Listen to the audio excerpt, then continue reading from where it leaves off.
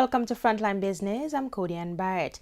In business news today, President of the Bustamante Industrial Trade Union, BITU, Senator Cavan Gale, is criticizing Bank of Nova Scotia for the replacement of experienced workers with people who are less competent.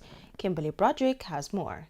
The union raised the issue following talks with the bank last Thursday on its impending restructuring. Senator Gale is urging Scotia Bank to exercise better employment practices. Based on our reports, positions have been filled by persons that lack the experience and the skill set for the business to effectively carry out its objectives. And one of the rules that are usually used in this exercise is that a business would seek in terms of restructuring to secure its experience, its qualified personnel and its skill sets. And it is very disappointing that some of those persons who have those skills have not been placed in the jobs.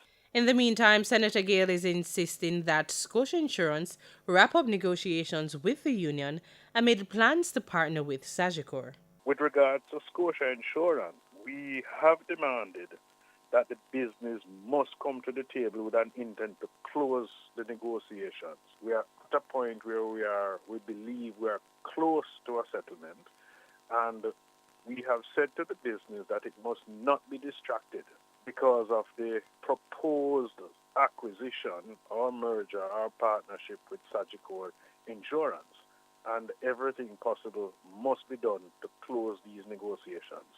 The business has agreed that it intends to meet with us on Tuesday of next week to continue. Kimberly Broderick, Frontline Business. The Jamaica Stock Exchange has been listed as the best performing stock exchange in the world again by the financial media company Bloomberg. The article says the JSE is a beacon for adventurous global investors. Bloomberg pointed out that the main index rose 29% in US dollar terms in 2018. That's the most among 94 national benchmarks tracked by Bloomberg. Bloomberg said Jamaican stocks have surged almost 300%, more than quadrupling the next best performing national benchmark and septupling the S&P's 500's advance. In Monday's trading session, the JSE Combined Index declined by 1,829 points to close at just over 370,000.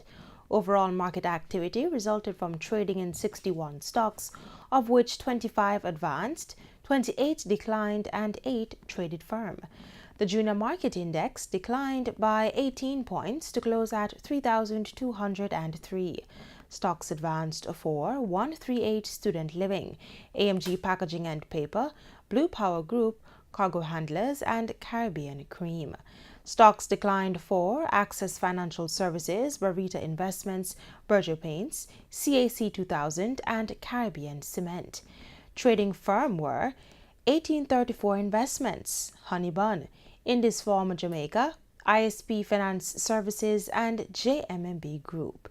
Radio Jamaica was the volume leader with over 1.7 million units, followed by Fontana Limited with over 1 million units and Pulse Investments with over 699,000 units.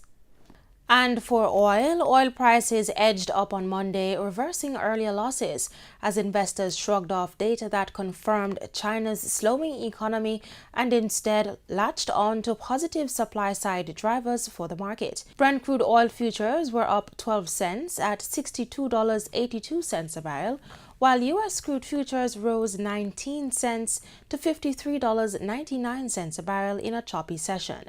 And that's it for Frontline Business. Regional stories are up next.